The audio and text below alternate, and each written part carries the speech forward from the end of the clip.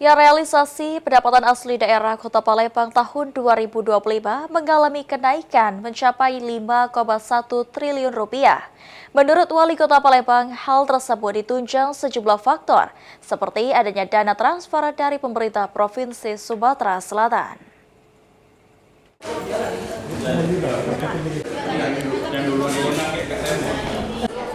Hingga Agustus 2025 ini, realisasi pendapatan asli daerah PAD Kota Palembang mengalami tren positif.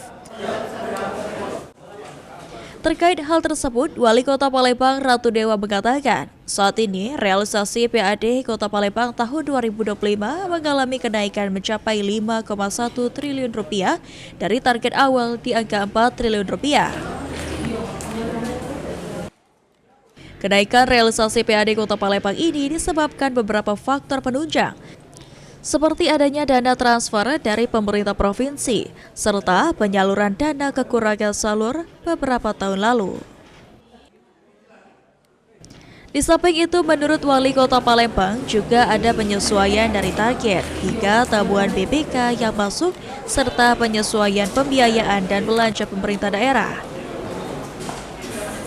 Peningkatan kemarin ya, dari 4, sekian triliun ke 5, sekian triliun.